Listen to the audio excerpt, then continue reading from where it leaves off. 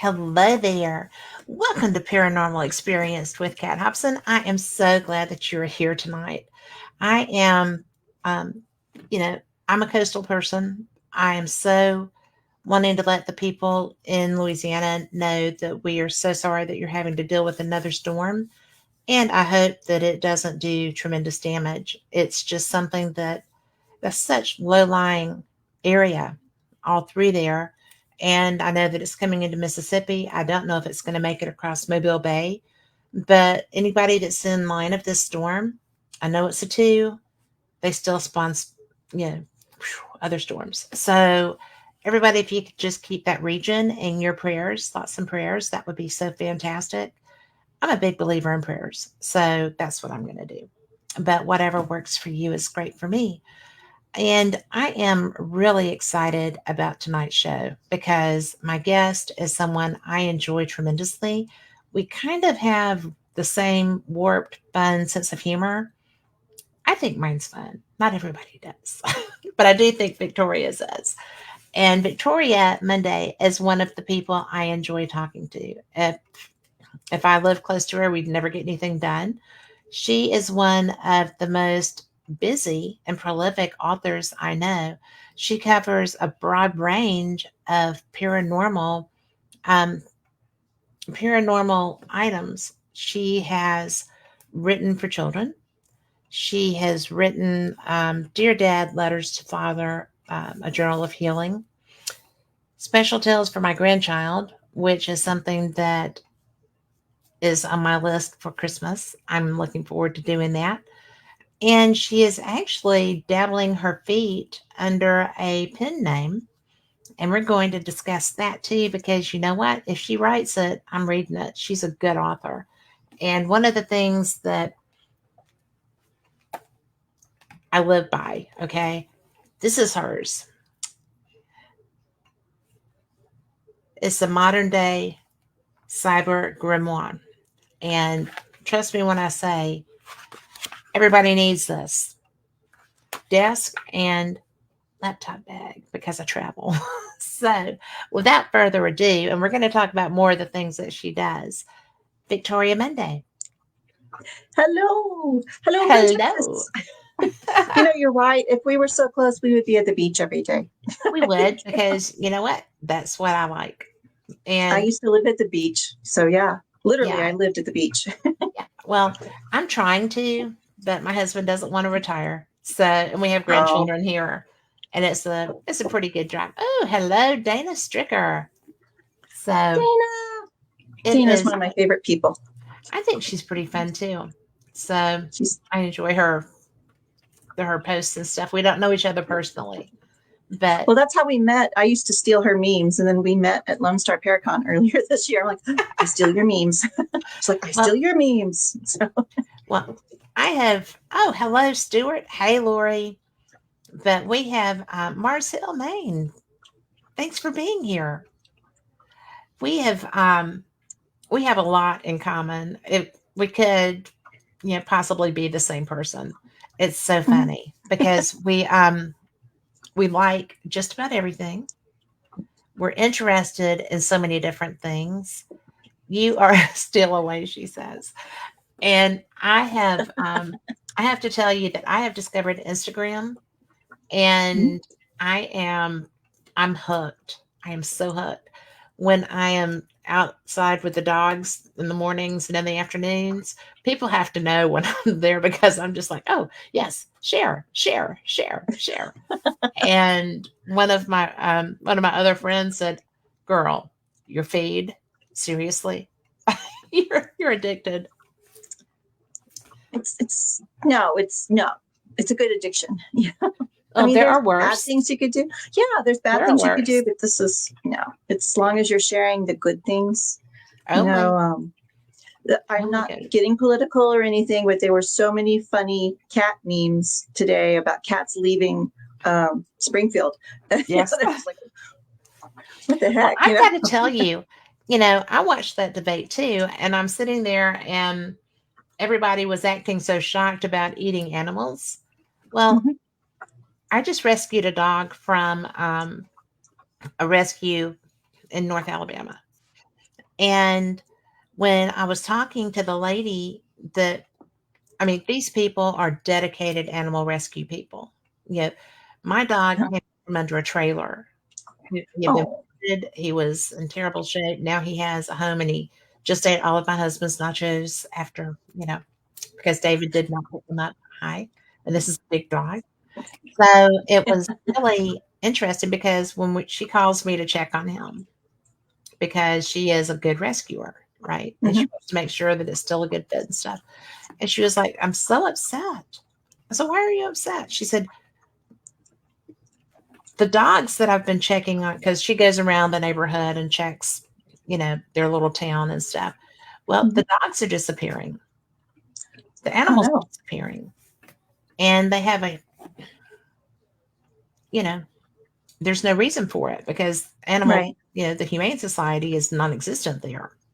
hmm So somebody is taking those dogs and other Well, animals.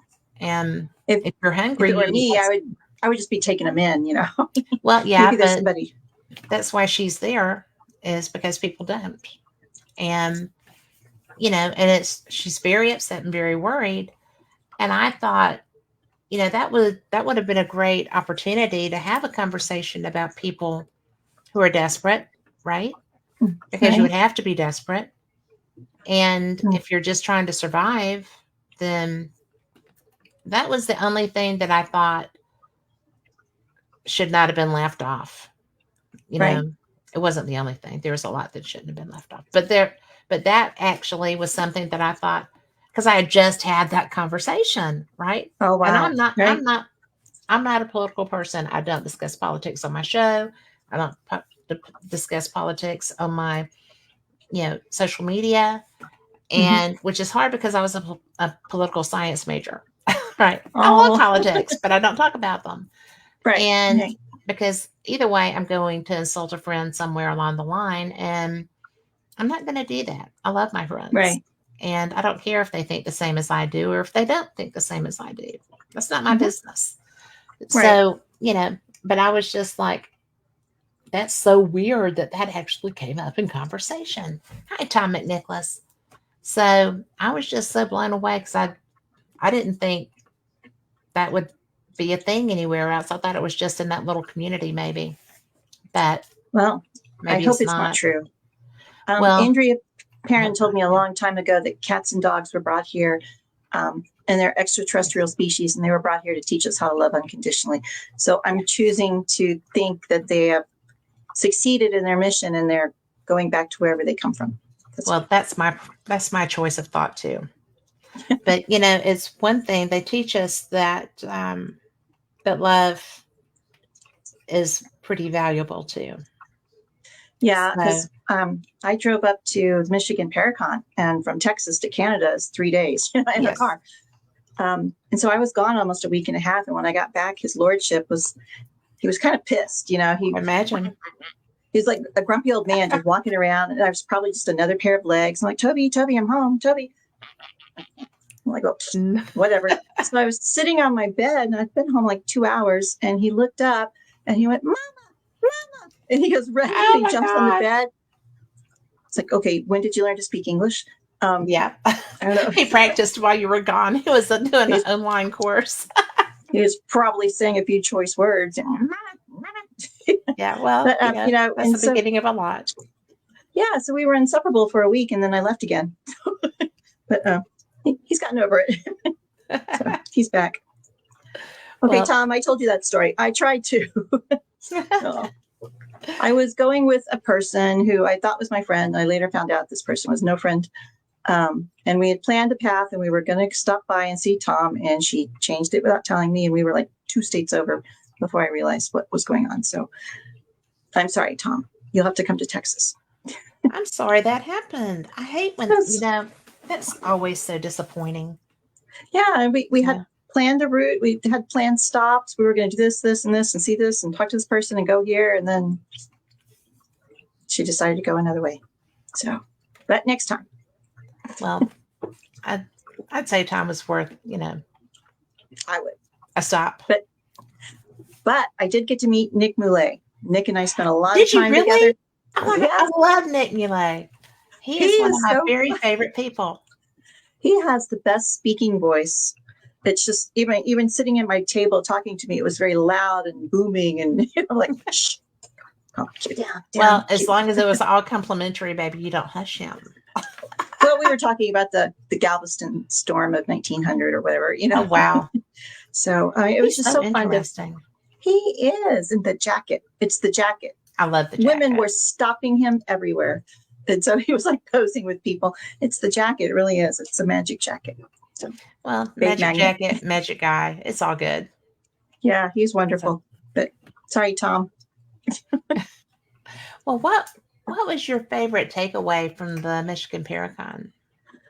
Um, I got there Wednesday afternoon, and I think the speakers had already started because I was seeing on Facebook, people were doing the getting there like Tuesday and Monday night, and everybody's just hanging out in the bar and stuff. Getting back, in touch with each other. And when I got there, they called it a pregame party. So I got there for that, and there was just so much. You could just feel the love and the connection there. And everyone was like, "Oh my God, how are you? I haven't seen you." And they were just people who hadn't seen each other in a year or so, and they were just so happy to see each other. And that was like you could feel that when you walked in the door. Casino's always like, yeah, casino, all right, baby.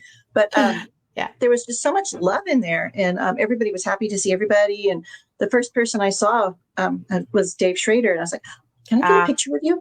And he's like zipped over and got a picture with me. And I said, "I've been a fan." He goes, "No, you have been a friend." Yes. And I was like, "Oh my God, you are so sweet." Yeah. He is a very nice man. Mm-hmm. He really is a very nice man, and he's kind of funny, maybe a little bit. I think he's funny. I like him. He's snarky, which I like. Snarky is good. Don't. It was fun snarky. Yeah. Nothing bad. It was very fun.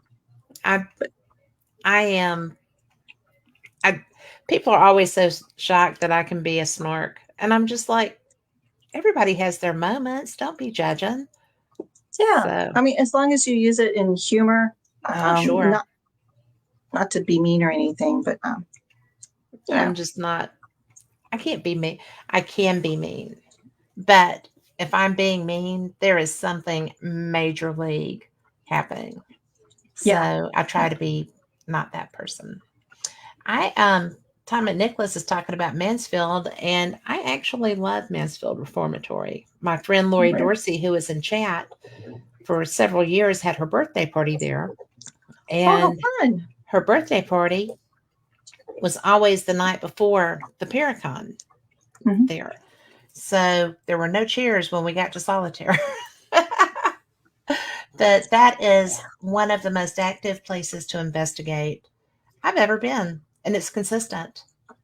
Oh, so it's going to sound weird, but I just left jail Sunday. I was at a Paracon, and it was held in a jail.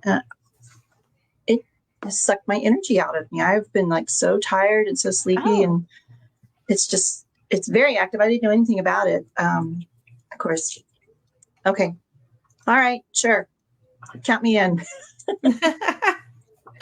Ohio and May works for me too. Sure. Everyone has to come to Texas in March then. So, because we're having a Paracon here. Where is it?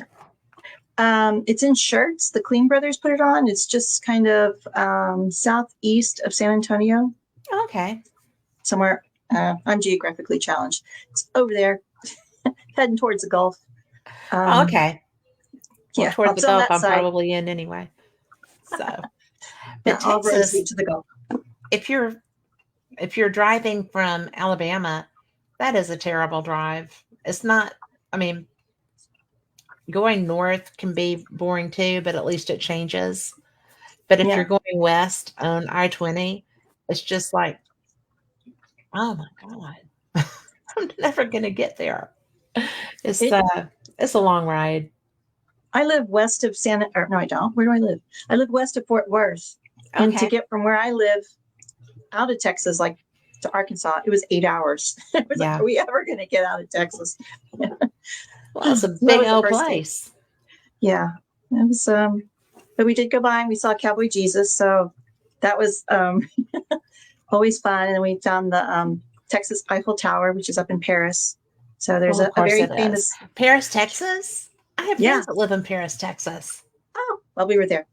Fun. So yeah, we stopped at the Eiffel Tower, and then Cowboy Jesus is in a cemetery, and it's this beautiful, beautiful sculpture at someone's grave. And it's Jesus, and he's carrying the cross, I believe. But if you go around to the backside, his robe is kicked up, and he's wearing ropers, and so you can see his cowboy boots.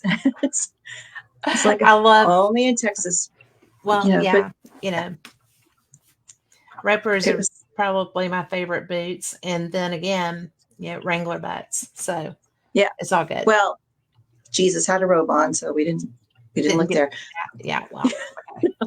But Probably I mean, missed out. you'd have to actually, well, I don't want to say be local, but you have to be in the know to walk Mhm. around and look and say, oh, it's got cowboy boots on. I love that. So that was a lot of fun. What town is that in? That's in Paris. Oh, okay. And then there's a huge buffalo that's buried in that same cemetery. It was a lady's pet buffalo. So it's a family plot. So it's got she and her husband, I think they had a kid or two, and then the buffalo. And there's a huge buffalo statue there. So That's kind of fun. Texas. Well, it is Texas, but I mean, Yeah. if you go into the New Orleans cemeteries, there's weird stuff there. Cemeteries are weird anyway, Yeah. because depending on, if you've lost a child, you're going to do like the most monstrous, beautiful monument. Mm-hmm. That's what Yeah. I find most of the time. Is that it's usually something like that. But then if you go into some of the cemeteries in New Orleans, they've got great big, like for the oh it's but like the Elks, like the lodge people. Oh yeah, the Masons and Well, stuff. they have like this great big thing, great big mausoleum, I guess, where you can slide in the drawer or whatever. It's But like an they've got the oven. great big that's what it looks like. But it's got the great big, like the Hartford stag from the Oh. insurance commercials kind of a thing Mhm. on top. And I mean, that's just the one that was the biggest that caught my eye. But also, you can be evicted from your grave in New Orleans too. So there's a flip side to Really? that. You Ooh. can, yeah. Oh, You'll be not know that. shaken out and moved over to the paupers section. And then they Oh will my sell gosh. your, because it's real estate. Your grave is your real estate. It's actual real estate. Wow. And if you don't pay taxes on it, then you are out and in the pauper grave. How do you pay taxes if you're dead? Well, your family has to maintain that. Okay. And they have to maintain your plot or whatever. Wow, that's I understand that. It's harsh. Well, New Orleans is there's tough. just so little room. I mean, it's such an interesting city. I've only been there once, and I would not suggest going there with a toddler because there were so many places I couldn't go in. They're like, she's under 21. It's like she's under 2. She can't go anywhere. It's like, so I stood on the sidewalk, watched everyone have fun. Well, I was there with a family that had I think she was 3 or 4, but we were in the Margaritaville getting a burger after doing a Baton Death March through the quarter because they wanted to see stuff and do Bourbon Street and whatever. And we were there, and the little girl, the waiter came over and says, well, what can I get you to drink? And she was like, I'll have a burger and a beer. It was like, oh my God, Why she is not? so fun and funny. And now, of course, she's an old woman. So, because I'm even older, and these are not my earbuds. I had to borrow my husband's because one of mine went out. So I am pulling them everywhere, and I'm not very That's good okay. with them. Mine So are if too. you I see me can't hear on going, this side. well, see, that's what I was dealing with. I'm going to wiggle around with these for a moment. Okay, we can do interpretive dance. So, woo, yeah, because they screw in or something, and oh, they're Bose and they're like real fancy. Mine are not, but I really didn't want to have to go with the over the head ones because I knock those off all or knock into things. Yeah. So, oh look, there's a clip. Nope. Yep, there is. There's a clip Oh, attached. Of course, now I there have you go. things, but Can't even see it. oh, well, it wouldn't matter because see, it's black and white and it's going to show up anyway. But, I wanted to talk about these activity books that you have been putting out. I mean, you've got what, six? 6. Yeah. You have, okay. I didn't know if you'd gotten more out since the last time I looked, but these are fun. Oh, thank you. They're I mean, it's a funny story. My life is a funny story. Once you get through the sad and tragedy, there's always humor in there somewhere. But my husband died in 2011, so this was like a long time ago, and my daughter was getting older, and I was like, I don't want to be a crazy old cat lady. I'm going to try this online dating thing. So I came across somehow, I don't even remember where we connected, but there was a very nice gentleman. He was a vice president of a company. He was a lawyer. He was involved in some organization that stopped child trafficking and everything. He was just really, really smart guy, And it's like, wow, I really, really like him. I like smart people. And they're a he lot asked more me fun. eventually, oh yeah, you can the little snarky jokes, the double entendre and the wordplay. That's where I'm at. Yeah. So finally, weeks go on. He goes, well, what do you like to do for fun? And I realized that when you start telling people, oh, well, I do paranormal things, they're like, well, okay, it was nice to meet you. you know. So he asked me, and I was like, I like movies, pizza with pineapple. He's like, no, what do you really like? I'm like, oh, just the normal stuff. I really don't, nothing unusual. And he's like, come on, tell me, what do you really like? I'm like, oh my God. I go to haunted brothels and I talk to dead people. And he goes, what? It's like, I'm just like your typical Southern girl. I go to brothels and talk to dead people. And he's like, okay. And I was getting ready to hang up, Right. But he was still there. So he's like, well, what happens? And so I started telling him a couple of little stories. Nothing's ever scary to me. Even the scariest thing that has ever happened to me, I just took a deep breath, planted my feet, and then, you move forward. So, and then my daughter got her driver's license. So There anyway, you go. but so I told him a couple of things. And I was like, well, nothing is scary. What should I do? Right. And he kept saying, you need to write a book about these. These are amazing. I'm like, what am I going to do? Write a book and call it Victoria Monday's Paranormal Activities and make it a coloring book? It's like, hey, it's not a bad idea. So I did. So I have a whole different kinds. I have just the basic one for your paranormal investigator. So it's got puzzles and games and crosswords and things you can color and word searches, and everything relates to something paranormal, because you know how it is when you're on an investigation. Sometimes things stop, and you're sitting there waiting. So I might as well just break out the crossword and do that. So that was kind of fun. So I was getting really close to Halloween. I said, oh, I want to make some for kids. So I'm thinking, children are small. So I made the books small. But when I got my author copy to look, they were just too small. And you're like, well, where's the puzzle? Oh my God, how am I going to do this? And so I was freaking out. My daughter goes, Mom, she's always the reasonable one. Just take all the drawings from book 2 and 3, the two kids' books, make them the normal size, put a few more in there, call it a deluxe edition. There you go. That's brilliant. So, so then now there's the large size one for kids. And then so she has her mom's marketing skills. I like that. Well, I think I owe it all to Zelda and her deluxe edition books of Zelda, the limited edition Zelda, and so I said, okay, well, that was fun. Now what am I going to do? I'm like, well, and about that time is when we were interviewing Johnny Enoch a lot on Edge of the Rabbit Hole. I'm like, oh, let's do something esoteric. What's esoteric? And I'm like, okay, there's numbers, sacred geometry, pyramid secrets. And so that's that book.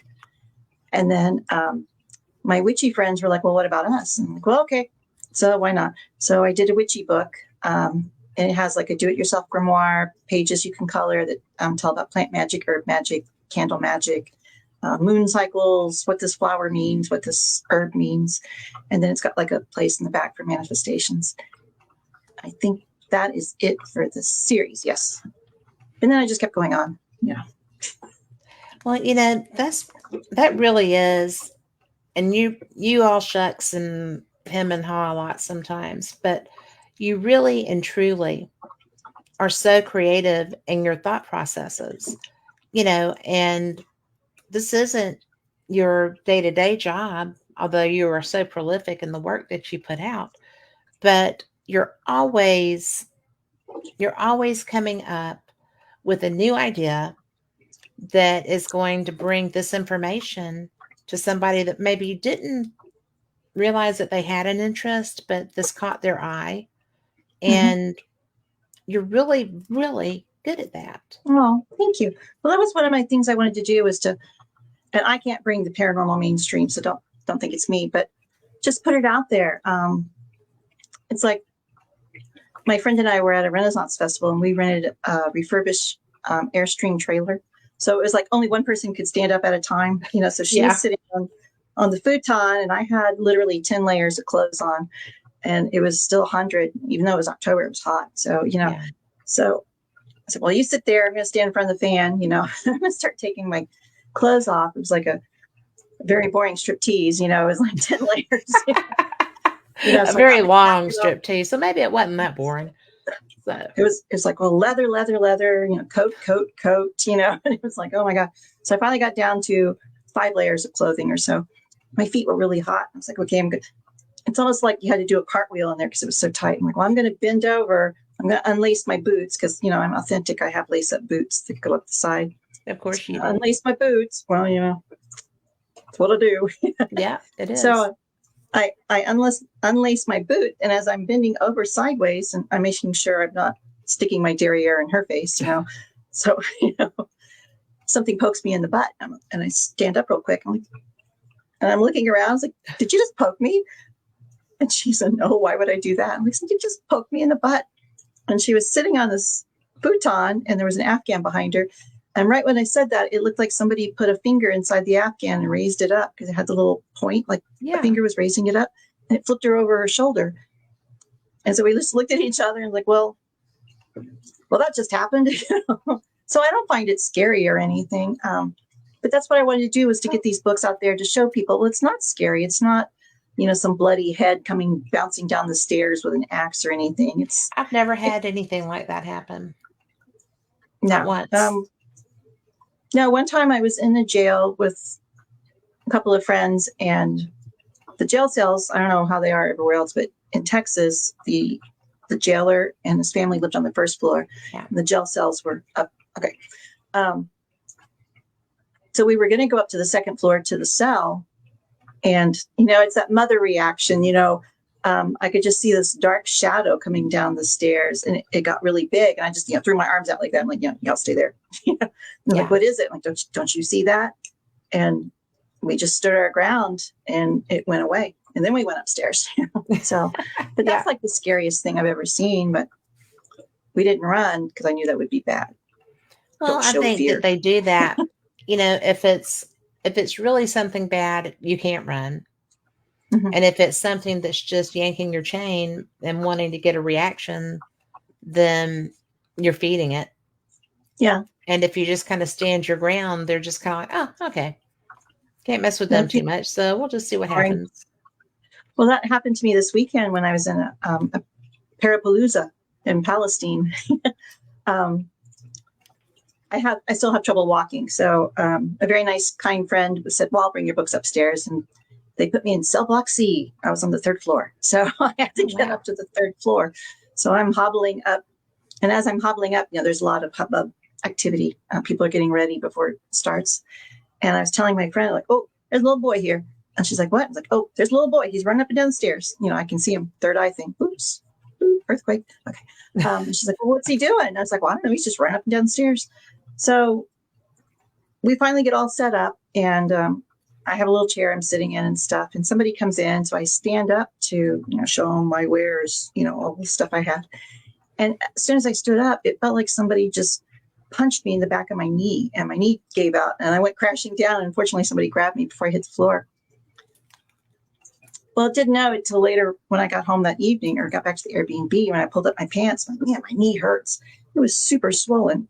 And I was showing my friend, like, I have a bruise on my knee. And she's, no, you have a handprint on your knee. And there's a little handprint that looked like a little 5-year-old kid. Goodness. It's like, I have a little bruise. So I was texting my friend who was helping me move the books later because he was doing the investigation. I said, "You're not going to believe this. I have a handprint on my hand, or a handprint on my knee." And he's like, "Well, that's funny because I was coming down the stairs. Something hit me in the back of my knee. He went falling. He went headfirst into the wall." He goes, "Don't worry, I'm okay." He goes, "It was my left knee." I'm like, "It was my left knee." So it made me wonder, is there a little boy running around up and down the stairs, or was it like a jailer with his little sticky thing, and, hitting inmates in the back of the knee? So, like, yeah. And today, enough of the swelling has gone down. But now I have this like big Easter egg, goose egg, whatever you want to call it, on the back of my knee. I was like, "Oh, okay." So I was punched in the back of the knee, I think. But yeah, I don't know. You just can't be afraid. Well, you can't. Tom says you had a flirting ghost. So they do flirt sometimes. They do. Oh, yeah. So, yeah. That's something that I had an experience with one, and I was just kind of like, you can't do that. You don't have permission to do that. That's not your space, and which is actually very ridiculous to say to somebody that you can't see and you can't smack their hand or whatever, but it was inappropriate. And I just said, you can't do that. I'm married. I'm a mom and a grandma, and no, you can't do that. I don't appreciate that at all. I think it's very rude. And I've had that same experience. Yeah. Did yours stop? Yeah. Oddly enough, I was in another brothel, but at first I could smell. No. That's all we have here. We shoot them up some brothels. That's all we have. But I could smell like an area of whiskey and then an area that smelled like body odor. It was really gross. Yeah. Don't want to be around that. And then it felt like there was two people, one on each side of me, and they were pressing closer. And then I could feel something touching inside my inner thigh. And first of all, I was shocked. I was like, "What? This really happens?" And then I had to snap out of it, and I stomped my foot, and I said, "Can't do that," Yeah. And then another guy came out. It's like, "What's going on?" And he's like, "Oh, what does it smell?" I was like, "I've been telling you." People need to listen. It's not me. Yeah, but then it was funny because I was at the top of the landing, and then there were little rooms all the way around, and then you could hear somebody on the other side of the house go, "Oh, what is that smell?" And it was like it was traveling from room to room. What's that? Because it was checking everything out. Yeah, I was like, "I told you there was something up here. Just don't touch me." Yeah. That's just so bizarre because I don't get to go to that many places because, I have one of the iconic places here, but they don't allow you to investigate anymore. So when I go down to South Alabama, there's a lot more that I have fun doing. And well, actually I have a lot of fun here too, but it's limited on where you can get in to investigate. So I just think that when I get a chance to do a private or go to an event where I just got back recently from Gettysburg, and there was all kinds of stuff there, and I just love that. That's a great event. The Battlefield Bash is a great event, and it raises a lot of money for things that matter. But it's really one of those things that if you walk out the door, or even really you don't have to walk out the door, but there's going to be all kinds of stuff around you. And the very first time I ever drove into Gettysburg, I thought I was seeing reenactors, and they weren't. So, and I don't normally see that much, but they were in a tree line and they were doing stuff. I thought, well, look at there. When it dawned on me, I was just turned around and went back. You were seeing the past. Yeah. Yes. I've had something like that happen before, and I still don't know.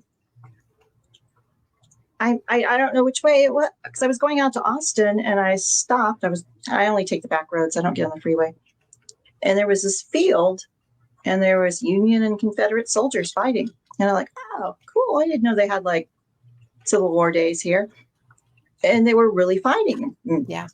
cannons going off, and I looked around. None of the other cars were looking at them. I'm like, how are these people not looking at this? Because this is, solid.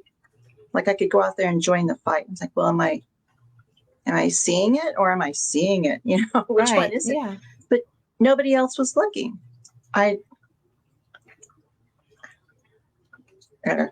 Well, it's really cool, but I mean, I would rather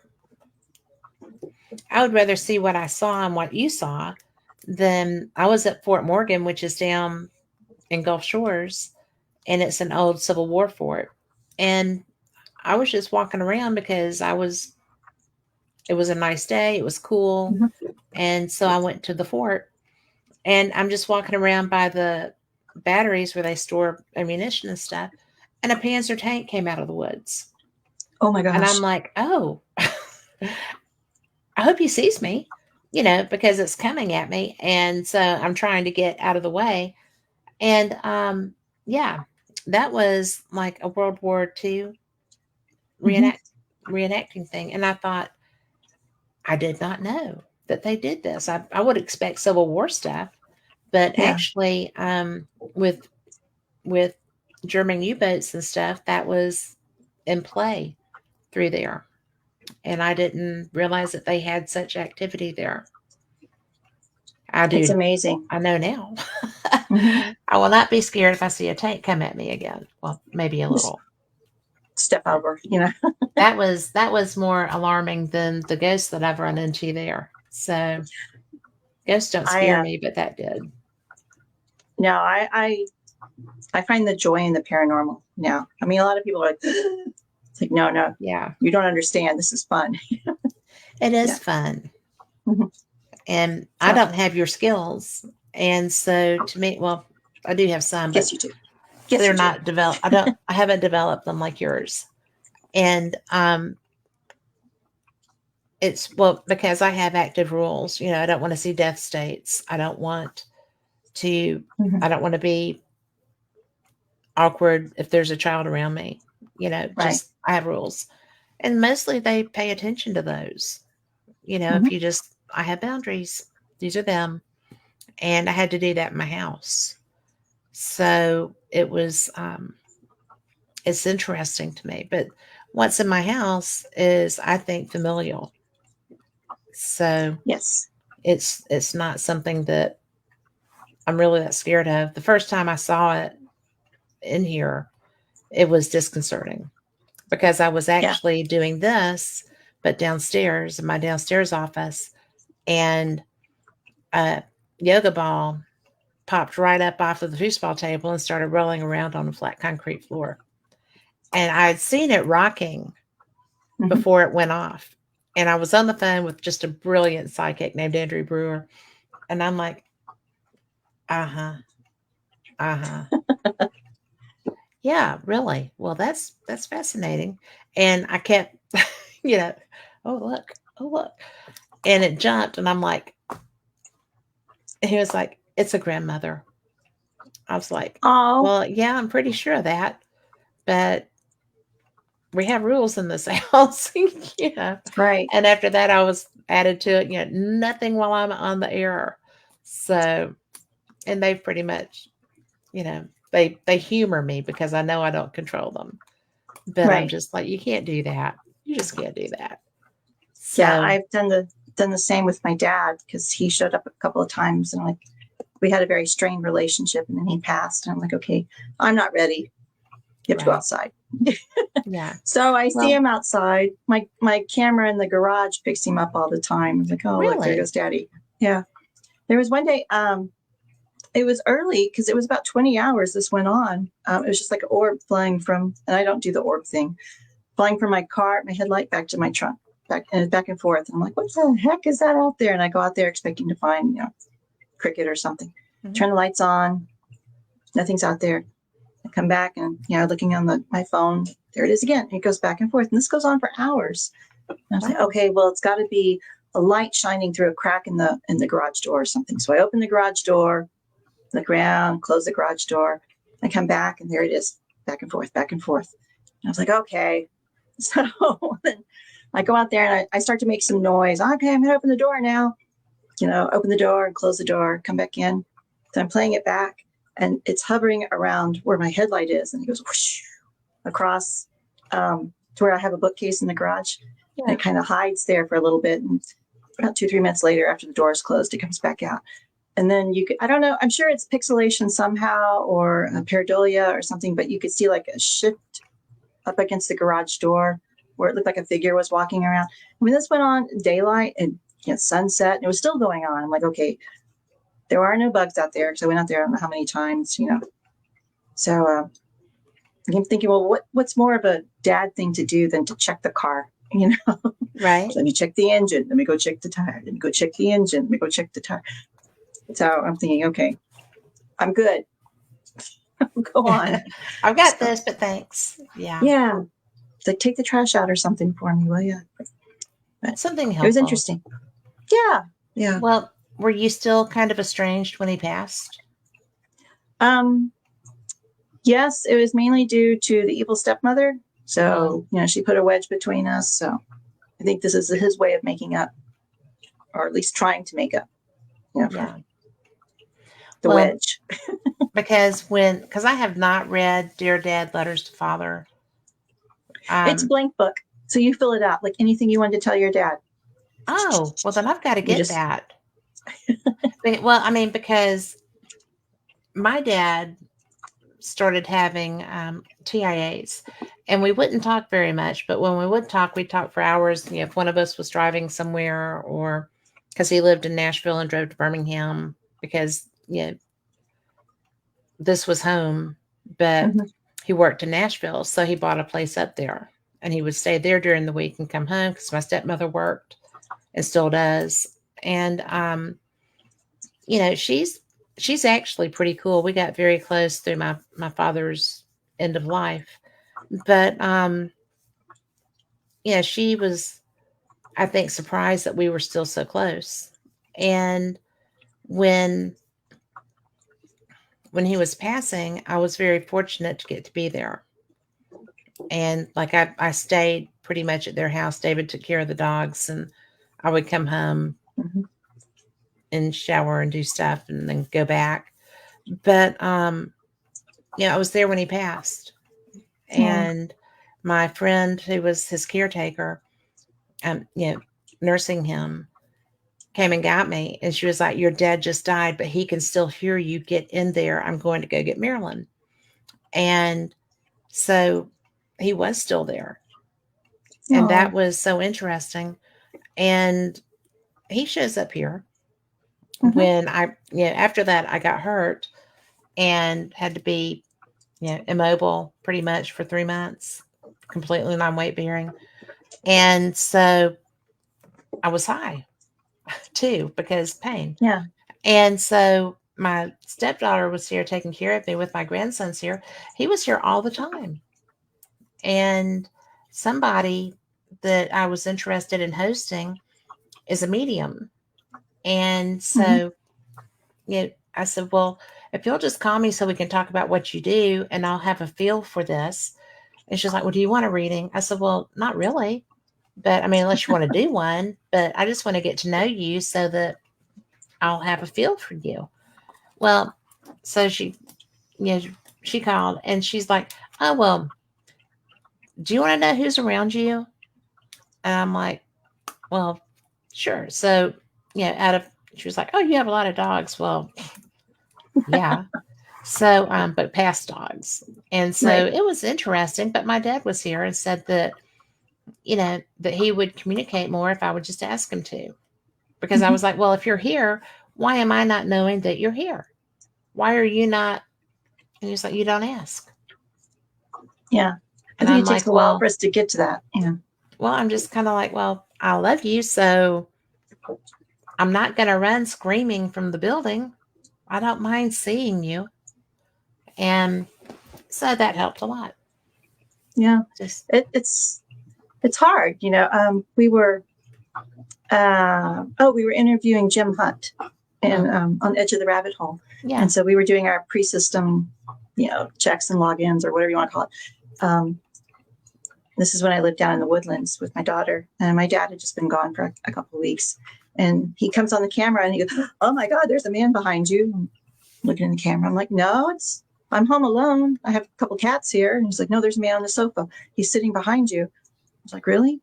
And so I find a picture of my dad and I show him. It's like, is this the guy? And he goes, "Oh, that's him." I was like, "Well, okay." He just died. So, yeah, doesn't surprise me. Yeah. But, But all you can do is just say, "Hey, Dad." And that's what I do. I mean, except for when they rolled that ball around, it was so distracting. So, and I yeah, was trying so hard to be a hard ass and not, be a geek. I was a I don't know. geek. No, you weren't. Never. Yeah, I was. Because I was Well, just dumbfounded, you know. yeah, the first time something happens, like the first time, well, there's no nice way to say it. First time I got felt up in a brothel by a ghost, you're kind of in shock. You're like, that really happens, Yeah. and then you're like, no. So now I Yeah. believe people when they say that. But, Well, I've never been like felt up in a private area, but I Mhm. have had my butt pinched. And that's very odd. Hello, Linda. But it is so very strange when you Mhm. turn around and there's no one there. And Ghosts it's, like the booties. they do.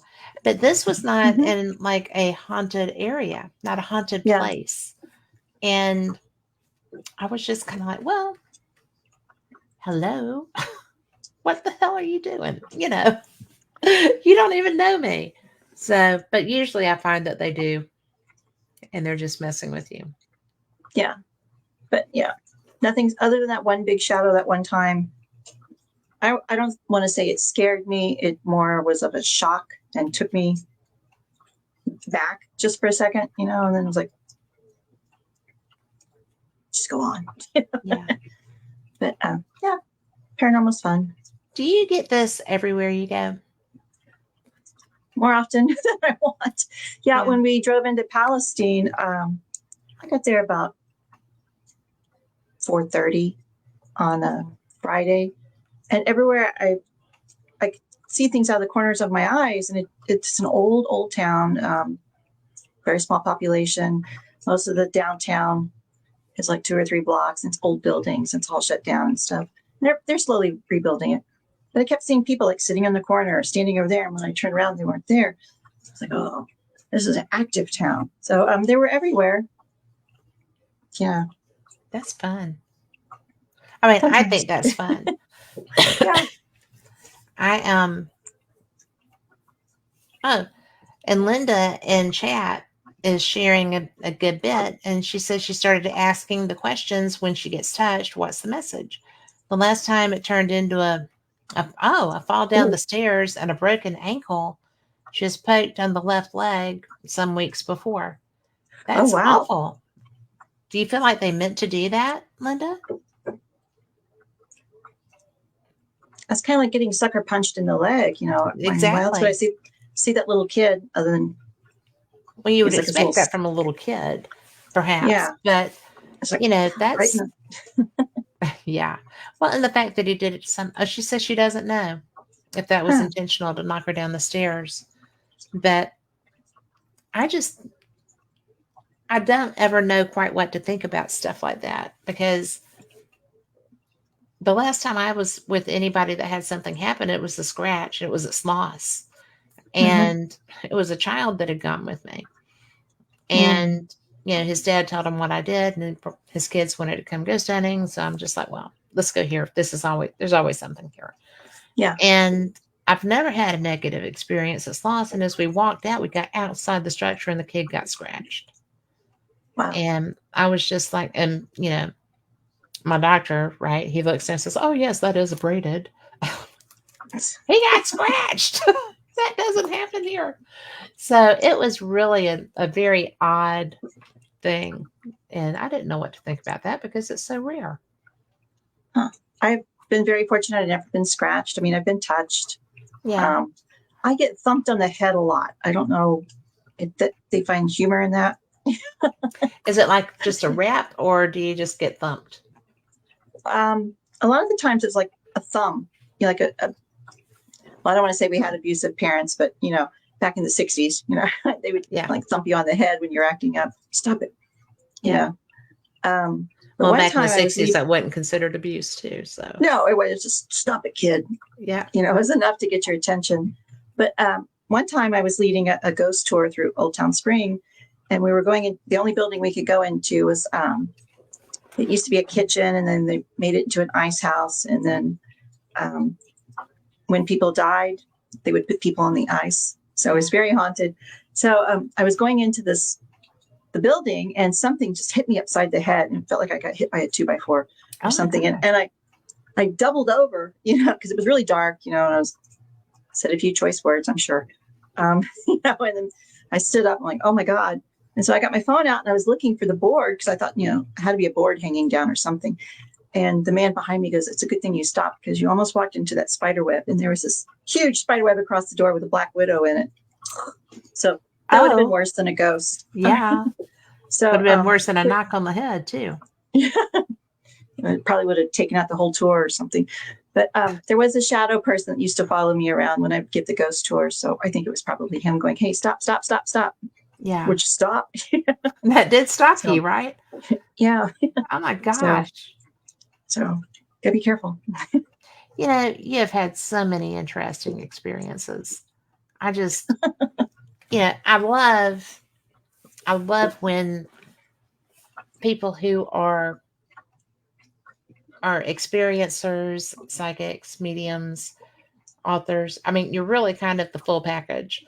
And with doing the Edge of the Rabbit Hole too, you had access to so many people and stuff like that.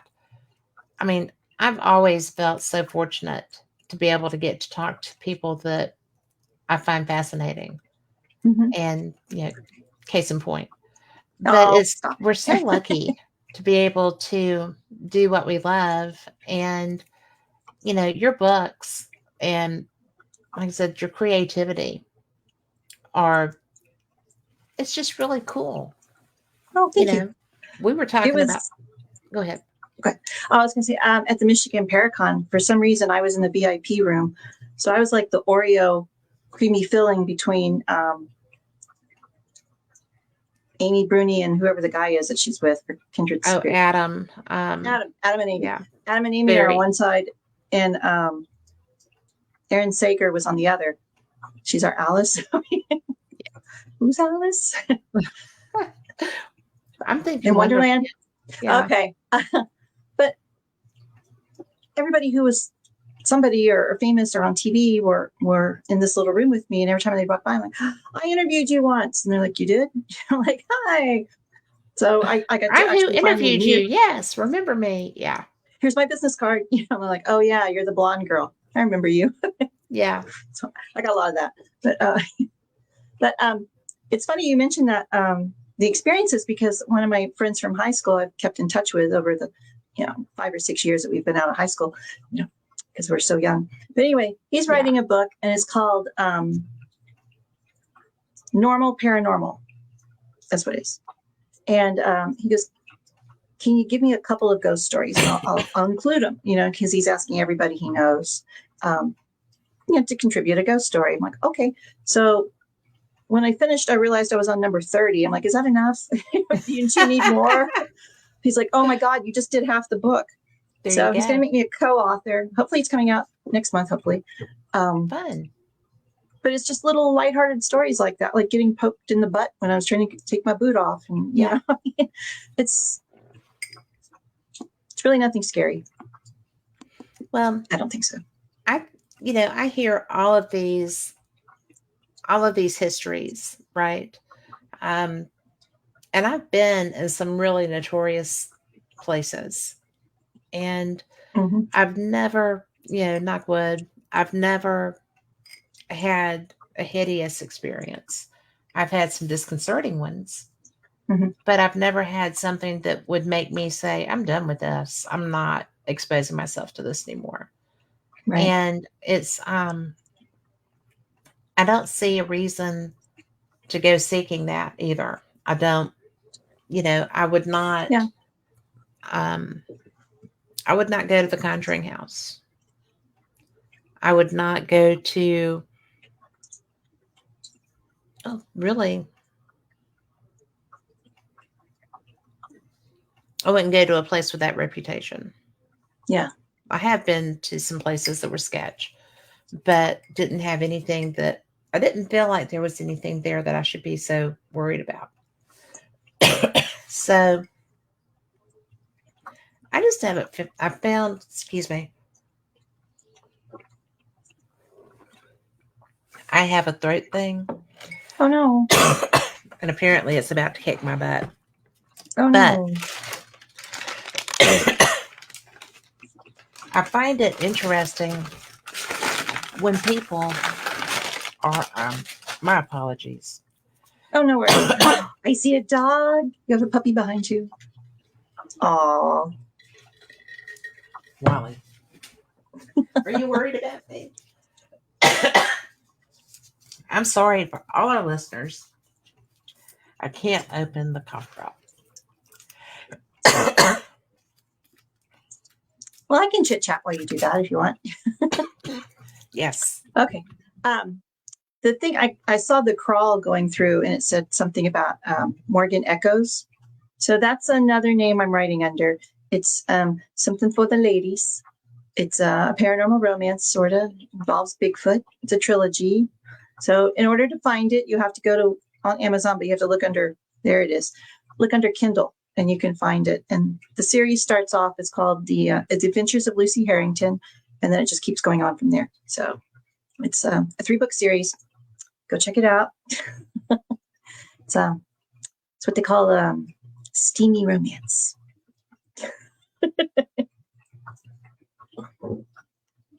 Oh, I can't hear you now. Yeah. I just said how steamy. Oh, boom, chicka bow wow. Stay away from chapter 21. So, well, I'm going to have to be checking out that. They're not. Well, I love the people in Minnesota. This is the first time I ever really have gotten that far out of Texas. And we were sitting in a restaurant, and I was just listening to them. Oh yeah, you betcha. Oh, I'm like, what are they saying? What is it? English? What words are they saying? Swedish. So, I don't know what it was. They looked at me like they were going to throw me out of the state when I said I didn't want cheese curds. I was like, I don't want cheese, anything. No. But I would tell the people that would come up to my table as well, this is paranormal romance. And like, oh, I don't read that. I was like, well, this is a spicy romance. I'm like, well, I don't know what that is. I'm like, well, it's Bigfoot romance. And they're like, what? It's like, it's for the ladies. It's a little steamy. Well, I don't understand what that means. It's paranormal. It's Bigfoot erotica. And they're like, what? It's sex. It's Bigfoot. It's Bigfoot porn. Go look. Bigfoot porn. It's not really, but a lot of men went down there. What sells a book, right? But they're humorous stories. They're romance stories. They go on these nerdy. I like to see nuggets of nerdom all sprinkled throughout. Talking about quantum physics. I live for the nerdom. It's got quantum physics and time travel and crystals and elders and this and time traveling this and Bigfoot that. And did you say Elvis? Elders. But Elvis is a good idea. Well, I mean, everybody else makes money off him. Why not you? Yeah, this one lady came up to me and she goes, do you write lesbian Bigfoot erotica? I was like, well, no, I never even thought about that, but here's my email. Send me a few ideas. Well, I've never seen a female Bigfoot. That's because they're always home cooking. Oh, I didn't say that. Oh. You're so going to get letters. But actually, we have role reversal in our house, and David is usually who cooks because, self-defense. So. Well, no, I think they're out there having the adventures. Bigfoot's just walking around the woods. Yeah. So. Well, somebody's got to, bring home the bacon instead of just hiking. Right. Let me see how many trees I can break. Well, that's actually interesting because where I live, and where you live too, we have the native history, right? Hmm. Yeah. And I will sit there like through the backyards. I spend a lot of time in my backyard. And it's so funny because there's so many bent trees, and which was native road maps, right? Hmm. Yeah. And so they would just bow the limbs and tie them up. And I love Carl, but red light district in the woods. So, it's not that much to be surprised if you know, there wasn't stuff around. I Hmm. know that there's a lot of people making a good living as Bigfoot um guides and whatnot here.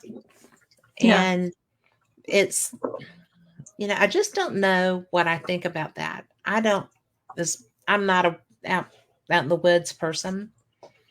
My idea of camping is, when they don't have turn down service at the Holiday Inn kind of a thing. But Right. yeah, right. I don't That's like me. discomfort. I like to, No, I've lived through those lives already. I've done that. yeah, been there, rock that. Hmm. No, But that's funny. Yeah, coming what back made from you? Michigan. Oh, I'm sorry. We could see. I think we were still in Michigan. I don't know what state we were in actually. Um, but there would just be like trees, trees, trees, and then there'd be like a huge area where they were all bent and broke over, like something had bent all the trees. So I don't know if that was some deforestation thing or there was a Bigfoot out there. Or Well, yeah. were there still trees? Mhm. Yeah. So Oh, we were in the probably wasn't. Hiawatha National Forest. And it was just pine trees everywhere, huge, huge spruce trees. And then there'd be a whole area where they're just like bent over and broke. And then they Probably weren't. not deforestation. Yeah. So, Who knows? well, just you could call and ask. Yeah, So, I could. well, I was just up in Cherokee in the Cherokee National Park, Mhm. and I did not get to do the. I like to go up there, and I'm researching the um, the lights that people see up there, and I did not get to do my project work while I was there this time because there were scary people that pulled in behind me where I Mhm. was, and fortunately, I had parked pointing out, so I was Smart. not. Well, when you're by yourself, you have to. Yeah. You You have do. to think of You do things. that too, Mhm. and so it was. It was a little bit of hiking time too because there were a lot of people where I went in on the big hiking path. But it was, you look down through the woods and there's all kinds of signs. Mhm. I mean, and the bark and stuff, those are deer or bear. But Right. it's just it's so much fun to look for stuff like that. Yeah. I was having a great time. Oh, look, stop. Let me take a picture. Yeah. Oh, well, we'll But find another. I know, But right? a friend of mine did a documentary. I don't think it's been quite a year. It's on Tubi. It's called Bigfoot Expedition Oregon, where Mhm. he is actually following a Bigfoot researcher out there. I'm like, okay, the ghosty things, they don't hurt you, but Bigfoot, he Bigfoot could can pick you hurt up. you He could pick you up and throw you or something. I'm like, what are or you, split you like a why? chicken leg, chicken wing. And Yeah. he's like, oh no, it's exciting. I'm like, okay, I'll support I you, but don't have something that is going to hurt me. Hello, Denise yep. Pridemore. But, it is just something that I'm not really fussed about. You know, Mhm. I have, in fact, when you said Oregon, there's a woman that was one of the original Bigfooters, and she won awards as, female Bigfoot person of the year, whatever. And she was part of the Olympic project, which is a big thing out there. And she was out there by herself all the time. Her husband fixed her a thing on top of her truck so that she can get, to sleep in that's off the ground, and she Yeah. can get back like into the truck through it and stuff. Probably a Oh, sunroof or nice. something. I don't know. Smart husband. But Yeah. I would not be out there in those Pacific forests and be by myself. I mean, No. you do No. have the Even beast of though prey road. That's the thing too. even though in the book Lucy does go out there, but she goes out there because she knows that's how she's going to meet Harry Baxter, her true love. Well, did she start out with just a Bigfoot fetish, or did she meet one that was nice? Or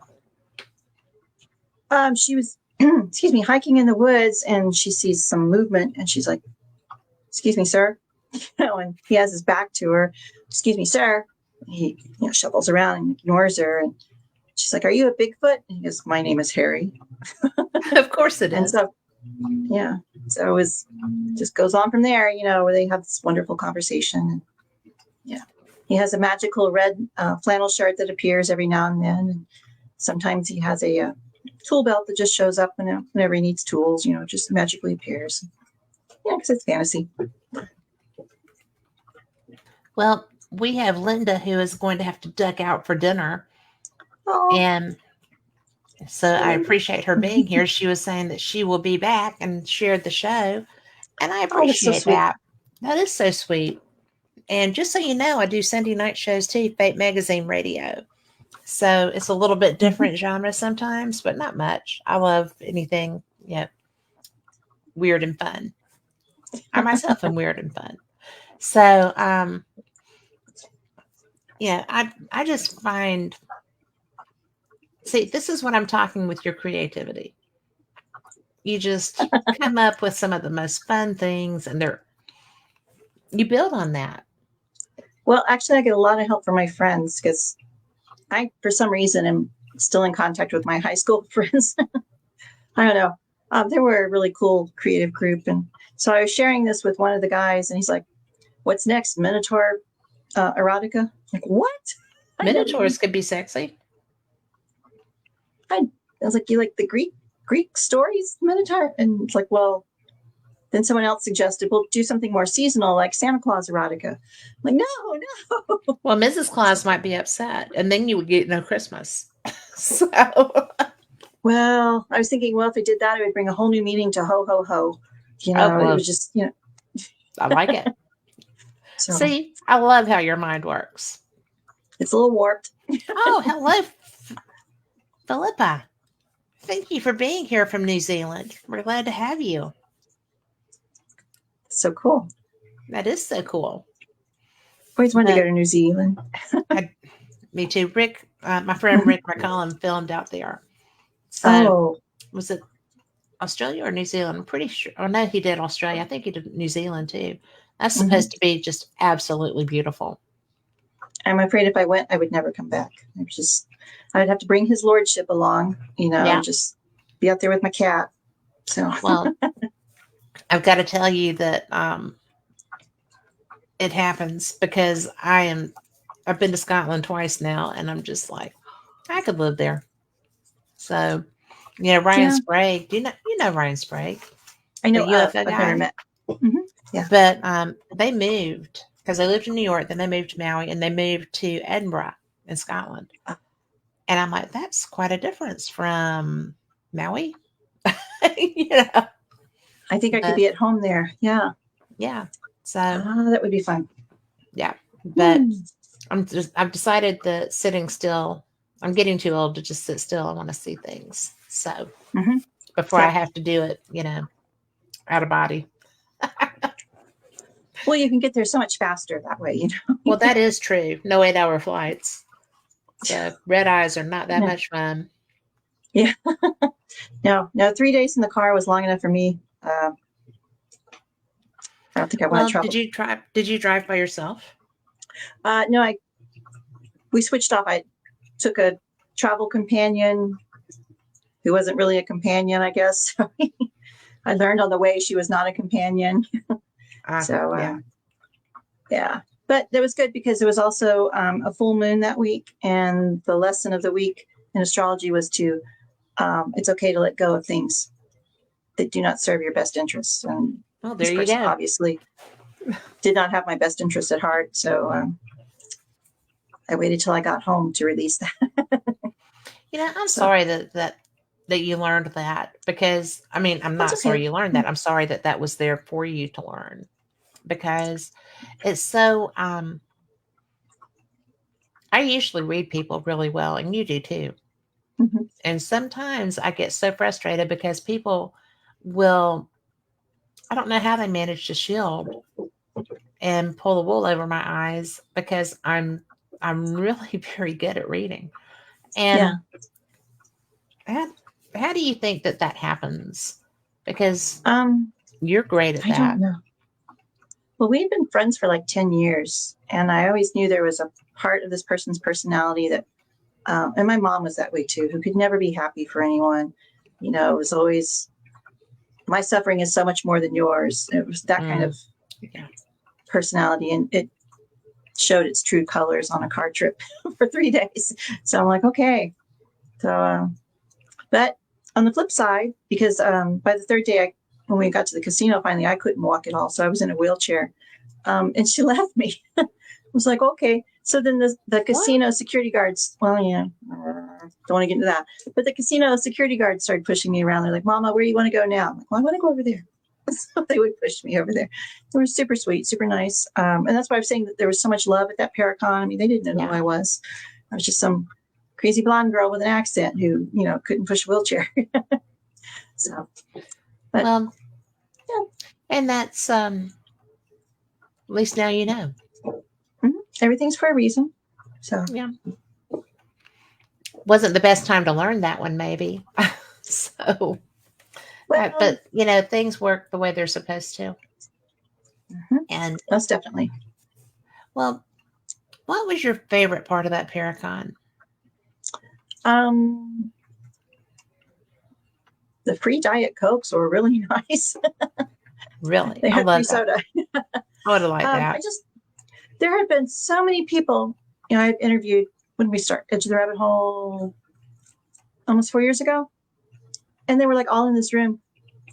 Oh, Truth. yep. But I finally got to meet them.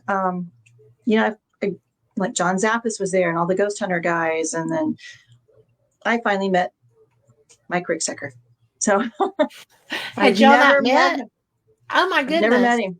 He's actually my cousin, and I've never met him. And we've been doing this like 3 or 4 years now. How So cool finally that got y'all to meet got him. to. Yeah, I just saw him walking along. He's just walking down the aisle or down the road. I was like, so he's about this big. He's like a little Polly Pocket doll. I said, you look much bigger on TV. Sorry. Well, he So looks long and lean, right? he is. We're the same height, Yeah. but he's very thin, super sweet, and just the nicest person. And I just met all these people, and it's like, I know you, I know you, I know you. They're like, oh That's yeah, fun.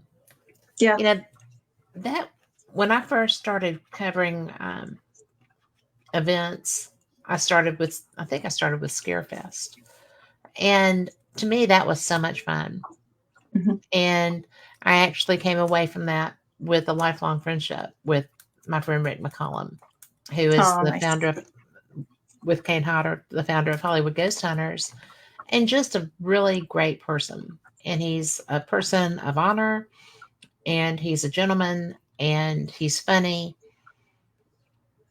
and just wicked, wicked good at ghost hunting. Yeah, So that is where I fell in love with Scotland, through his love of Scotland. And it's it's really fun how we build these friendships through the paranormal. Even people that, like with you, we interview people without knowing them, or we hmm work with them without getting to meet them. And then when you get to, it's just like, oh my gosh, I love you so much. I'm so glad to actually be able to give you a hug. you know, Yes. Yeah.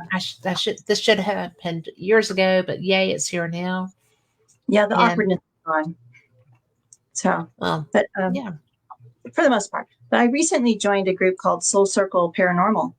And a lot of those people that are in Soul Circle, like Shane Pittman and Aaron Sanger and Hmm. other people I can't think of, Horn Paranormal were in there. Um, they were all in the same room, and they're like, "Oh, that's you." So Yeah.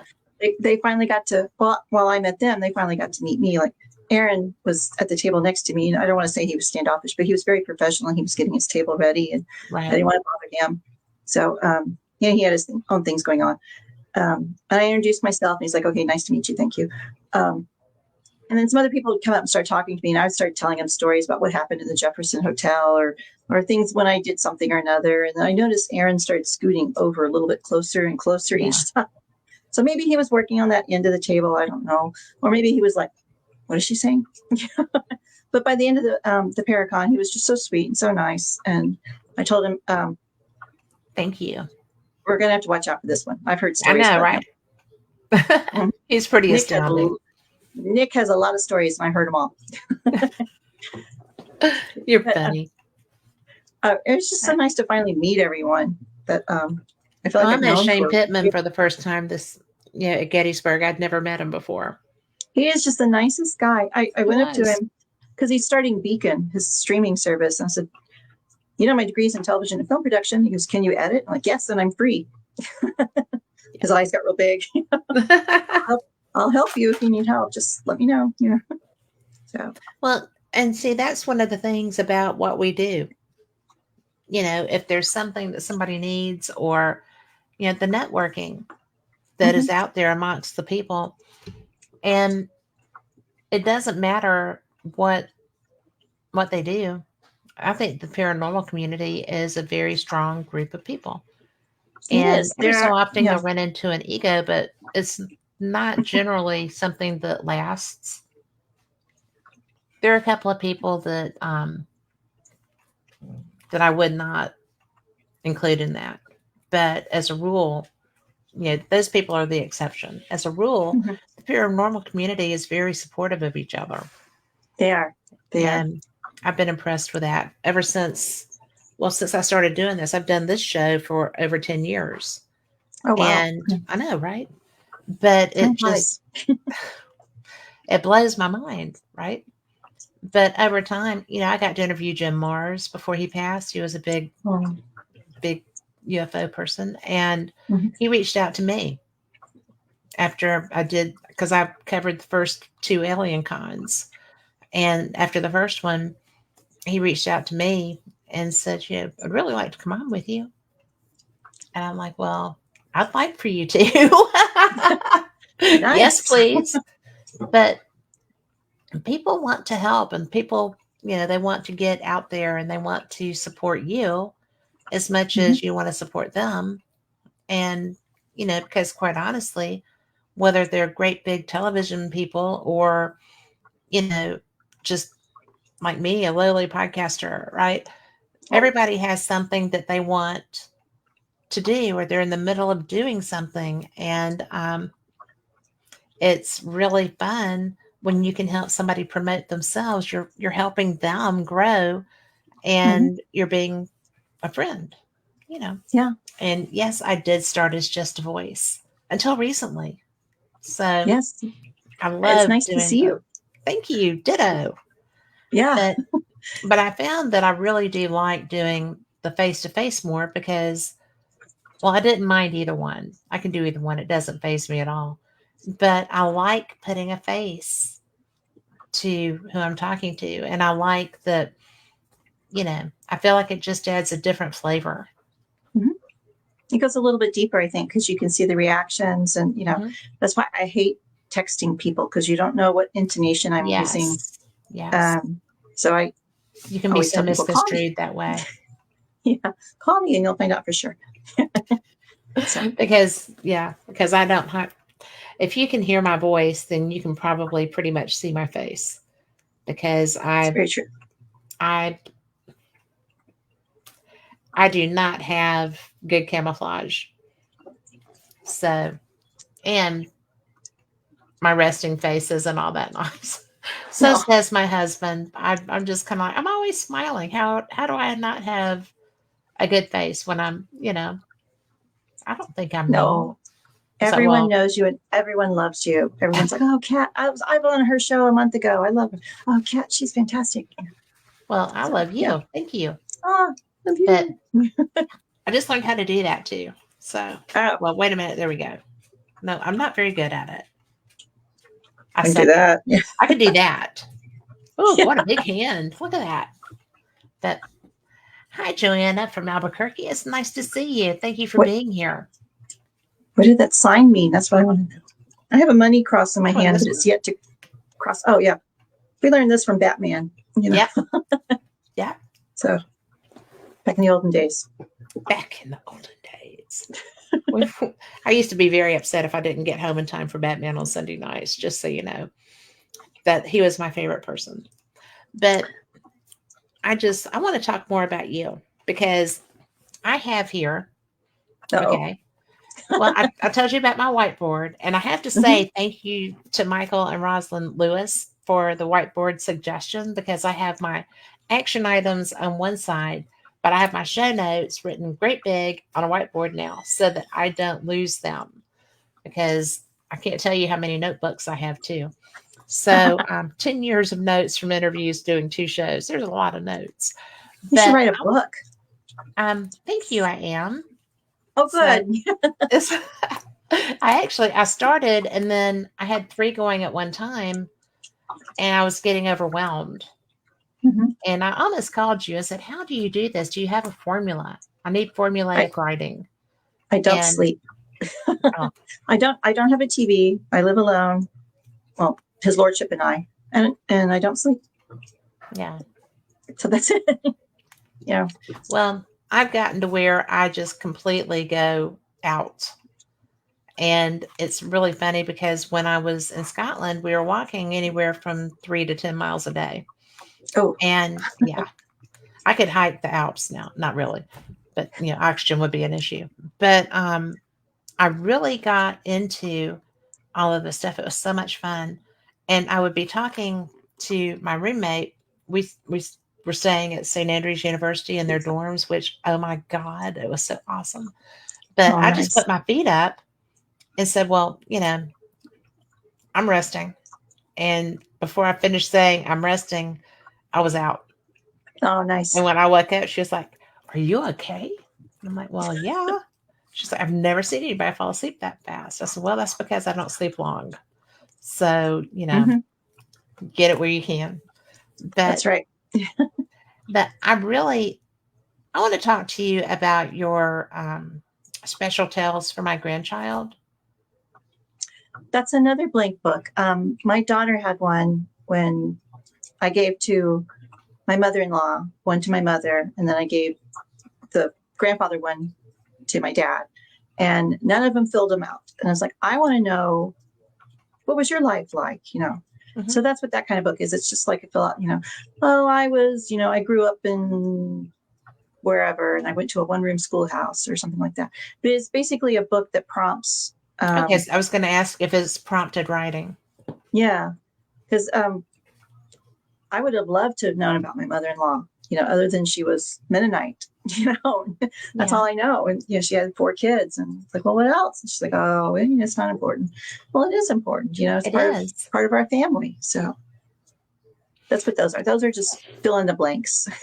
Well, I thought that that was something that, like I said, your creativity is really cool because Oh, these are thanks. things that, well, both of my parents died in the last couple of years. And I knew a lot about my dad's family but only just a generation or so back. Mm-hmm. But for my mom's family, not so much because nobody had anything. Everybody just Right. assumed that you would know, right? My Mm-hmm. dad's family had big family reunions. My grandparents, my mom's parents, no. So I'm really having to work. And I was fortunate enough that a fourth cousin reached out to me on Facebook and said, "Hi, this is who I am, and we're fourth cousins on your grandma's side, and we're a lot alike, and Oh, we have similar features, we have similar gifts, we have similar interests." And I said, "Were you doing ancestry stuff?" She said, "My daughter was, and she found you." And she said, "Mom, oh, this is you." So, it's really fun because she lives in South Alabama. So we haven't gotten together yet because of a lot of different things. She lives a pretty good ways off the interstate, and I'm not familiar mhm. with the area where she lives. But it's so cool because now I have a cousin, That's you know, nice. and this is something I think is so important because histories are being lost. Hmm. Yeah, my grandpa was in the military, nobody knew it. And he would talk about it, but he had Alzheimer's, so people thought he was just, Oh, batshit crazy, right? Just making stuff up or whatever. Well, no, he actually served in, I think, World War I. So mm, that was World War II. But yeah. My uncle was that way. He was actually at Pearl Harbor. He was on. I want to say it was the Dakota, but may not be right. It was whatever the ship was. It starts with a D. It didn't get hit. And when he would start talking, my dad and uncles would try and shut him up because he would just get so agitated. Um, I didn't know it until he died. Like he was, I would have loved to have talked to him. Well, yeah, I wouldn't want to agitate him, It was, he still had, trauma from the whole thing. well, sure he did. Oh my God, can you imagine living through that? Hmm. It would be hard So, not to. but yeah, I just even have a 5-minute conversation with somebody who was Yeah, there, like, well, I wish I would have known that, yeah. I understand why they tried to shut him down. So Well, yeah. it Hmm. was my grandpa had Alzheimer's. So when he would start talking about it, he would get shut down. Not Hmm. because, you know, not because he was agitated, but because my aunt thought that he was just making it up. Oh, And so when I found out that it was true, I was just kind of like, how bad do you feel now? The one that did that, I'm just like, how bad do you feel now, really? So, yeah. but Our families are anyways, interesting. Yeah. they are. I'm going to get that because I didn't realize what it was. And I that's think it's actually unpublished right now. So I have to go back and oh, fix some things. I'll publish it again.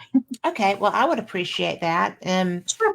I will promote that too, even more because I do think that's important. Yeah, we have people growing up with no family histories because we have the blended families and we have people that are losing their memories through Hmm.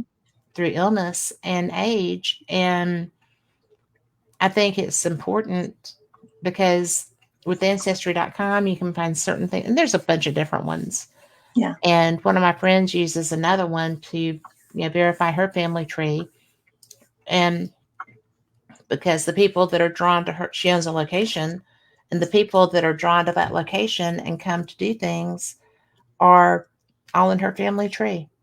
The people that Oh. are seriously, dedicatedly drawn to this Hmm. location. And it's so weird. I'm in her family tree. Didn't know That's I had any nice. family up there. And she lives in, her location is in Paulding, Ohio. When I go there, I go through Indianapolis and then cut over, and I go through Muncie, which is where my grandpa's sister lived. I was just So there like I 2 know, weeks right? ago. You were just up there. I was in Muncie. We stopped there. Like, So, that's so there's all cool. kinds of weird, kismet things that are out there, and people are missing that, and you're giving a way for people to be able to get that. Well, one of So, the next books I want to work on, I don't want to give away too much. I think I alluded to you one time. Um, my dad worked with another man, and the other man was a little bit older. He was in World War II. My dad was in Korean War. Um, my mom and the other man's wife were both pregnant at the same time. And so my friend Sarah was born I think 12 days before I was. Mm-hmm. And so we were like forced best friends, because we, parents were friends. So we had to go play Barbie together. And then when my dad left us, I didn't see her from like age 8 to age 50 or something, or maybe age 10 or something. But we reconnected, and it's so weird how our lives have paralleled. We lived within 10 miles of each other all this time. She would move and I would move. I would move and she would move. And we both have UFO experiences because we just started talking about them on a road trip once. And I'm like, okay, that's just too weird that, Maybe not so much. Well, then we were trying to figure out where did our dads work together. And so she named off all the places where her dad worked. Like, nope, my dad worked at blah, blah, blah, blah, blah. So they never worked together, but they were both in the Army together. So now I've got all these crazy theories going around in my head. So maybe not so crazy. Yeah, I'm not thinking they are. Because I've talked to a few UFO people, and there were some other people like Katie Page, who's like head of MUFON in Colorado, who has read a lot of files and stuff. And I want to contact her and say, hey, have you heard about this? And she's very approachable. I love her to death. We were going to go on a summer hiatus and dig for rocks one year. She'd be perfect to do that with. Yeah, we were going to sneak over to Skinwalker Ranch and dig up rocks. That'd be fun. It would be, but hijinks happened, and I had to work for a living. Learned a lot. Rats. But after I win the lottery tonight, or after I win the Faces of Horror, which we need to talk about because we only have half an hour and we need to make sure we get it in here. Tonight and tomorrow are the last 2 days to vote, and then I think they cut off the top 10 or something. You get to be in a horror movie or something, or you go on an expedition with somebody. But there's $13,000 in cash. And I would use that to try and help promote the field somehow. Yes. I don't know how, but I think that's what my little voice is telling me. You need to do this. I'm like, okay. Well, you pretty much do. I started listening to my little voice when I got laid off in 21. And that's been my saving grace, I think. It's told me to do some of the strangest things. What's the weirdest? Okay. Moving to this town. It's like I don't know anybody. I have no friends here. I don't go anywhere because it's a little town of less than 10,000 people. And I developed a mobility issue, so I can't physically go anywhere. So I've learned over the last 2 years, when you don't have a social circle immediately right in front of you, your social circle turns within you. And so you learn how to process all these things. And so I have been living in a liminal space for 2 years. And at first I didn't like this at all. Cried, boo-hoo, I want to go home. But then I thought, no, there's a reason why I'm here. And I think I'm starting to catch on to why I'm here. Can't say anymore. But, I've done all the deep, dark shadow work that it was supposed to be, and a lot of things that had trauma attached to it, I think is one of the reasons things manifested in my body. So I couldn't walk.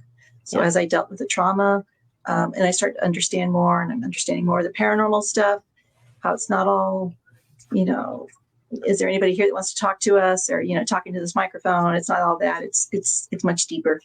It is. Now we're going to get into the quantum woo-woo and multidimensional, infra sounds and all that kind of stuff. But I'm learning.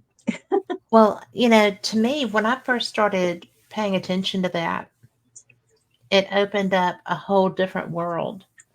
Mm-hmm. And it totally affected how I experienced the paranormal. It's really something I think that it changes you, but it changes how the metaphysical world responds to you. Mm-hmm. And because in the past, I'd always go, oh, you won't believe what happened. And I would tell somebody, but now I have no one here other than Toby. And he sees more than I do, I think. I'm sure he does. He's got better vision that. I've been noticed. The first Wednesdays of the month, I do a podcast with Greg Koss where we do double Estes sessions. So we have like 3 groups of us. And I've noticed, I can watch him. Where's my door? Over here. I can see when the cat walks in over here, something in the woo-woo is about to happen. And a lot of times I'll see him walk in, and then the session we have, it sounds like we're connecting with extraterrestrials or something. Last week's was about the Watchers. I mean, everyone kept talking about the I Watchers. love that. So Is it that was, what they were getting, or was that your conversation topic? no, that's what we were getting over the like the ghost box. Oh, look who Really? just walked in the door. Did you see who just walked in? I did. So he knows. Yeah, we all each have our own sort of spirit box or ghost box or S box, and like Greg is in Illinois, I think. I'm here in Texas, and sometimes we would end up talking back and forth to each other. They would ask a question, and I would say something, and he would say something. At one time, it wasn't me, but it was another group was going, but the two ladies were actually talking to each other, and at the same time, they both said death, which was really weird because they're across the country, so there's no way they're listening to the same radio stations. Right. So there is some sort of connection out there. Well, there is, and I think that's fun that you're doing that. So, yeah, but I would not have done that if I was here or not here. Yeah. So, well, do you think that when you said that this sounds like they're extraterrestrials, what do you mean by this? They sound like? The words that are coming over, because, you know, you get the music and then there's like the little sounds underneath, and then there's like a third layer, and there's messages in there. And a lot of times the messages are, we're coming, we're watching, get ready, be prepared, we're here, you know, and it's things like that. And it sounds like, that's not what a ghost, oh, thank you. Yeah, somewhere up there, one of those states up there. But that's not something a ghost or a spirit or something would tell you. I mean, they wouldn't tell you to get ready or that they're watching, or, well, they might say they're watching. Well, yeah, but we're here, get ready. Why would you get ready if it was a ghost? I mean, I agree with you. And I do think that, I mean, I have covered enough ufology to not doubt that at all. Mm-hmm. And but it's had enough experiences in that field to not doubt that at all. So, well, one of the things we've started doing down here, well, we have to wait till it gets cooler. So we have a limited time when we can do this, but we started doing CE5. And the first time I went, I didn't think much of it. So I have my little laser light and I'm just doing this. And were you doing it solo? No, there was a group of us. Okay. And I was just doing the light around. I was just playing. And he's like, stop it. You just shot the plane in the eye. And I'm like, oh my God, the laser goes that far. You know, the plane was flying over. I'm like, oh yeah, you can get in trouble for that. Just so you know, they will report you. And they're amazingly accurate. It's really scary. So I put that down real quick. But the meditation was fantastic. So we're going to do another one in November, right after Halloween. So there's always like a group of us, because they live in a little country area. They have kind of, I don't know, 10, 15 acres or something. So there's nothing out there. And you have to wait till the flight path kind of clears from Love Field or whatever the airport is in Dallas. Right. And eventually it clears, you know, and so we started the meditation. It was a great meditation. I was really into it. And I was out there and I was floating and I could see the stars and I could look around. And then I heard somebody snoring. And it was just like that moment it's somewhere in time, you know, where he looks at the penny and you're sucked back. Yeah. I was like, dude. So, yeah. Great film, by the way. It's one of my very favorites. Mm-hmm. Yeah. And I only recently discovered it. So I have the vinyl. It's Rachmaninoff. Cool. Well, I love Christopher Reeve anyway. Mm-hmm. So that's actually my favorite movie, period. Is that true? That's true. Yeah. So, I think I watched it 3 times in one day. I could see that. When it was at the theater, we just didn't get out. We just watched it over and over. Back when they didn't check, you know. Yeah. So. Well, when you started the CE5, mm-hmm. How many times have you done that? Twice. Twice. Mm-hmm. So, have you gotten activity both times?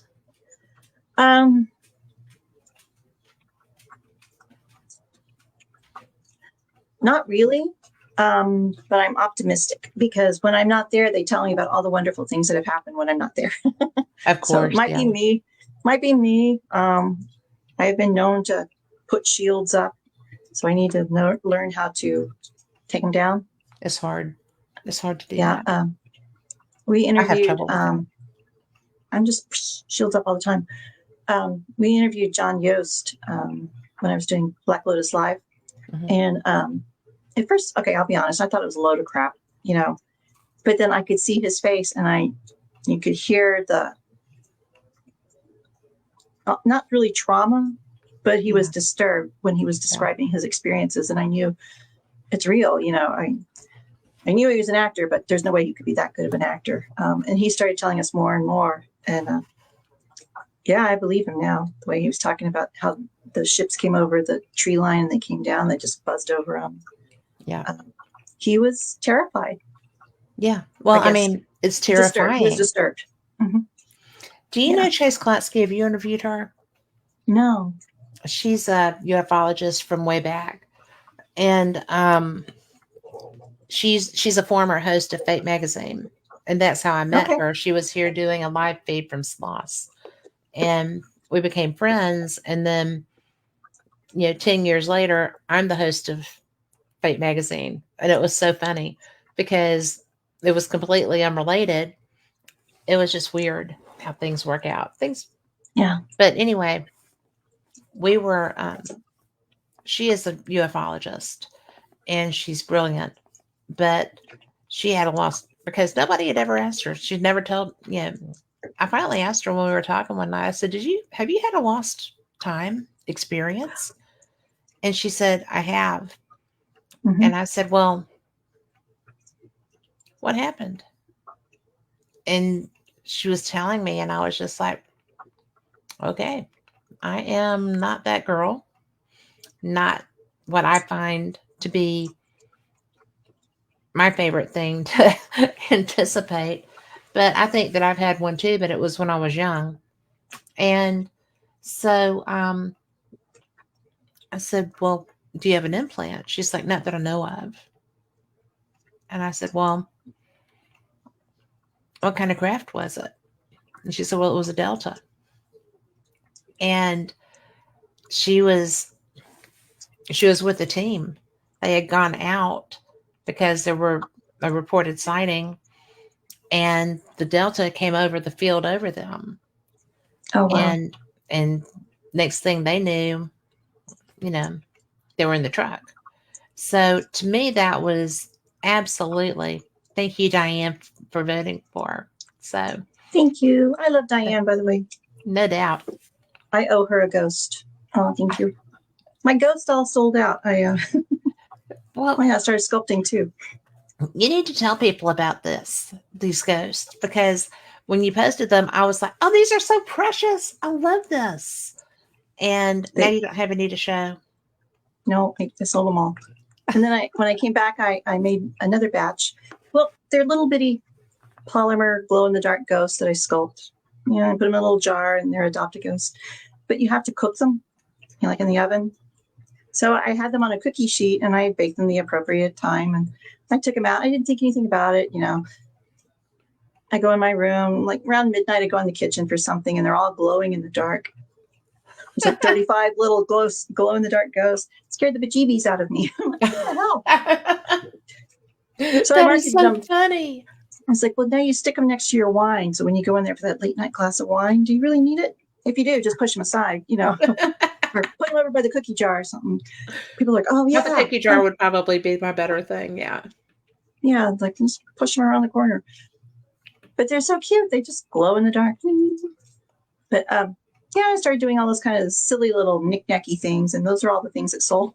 Had little skeletons and a hot tub candles. And I like just fun little things. But when you're talking about missing time, I've had missing time too. I've lost 40 minutes one time. Did you really?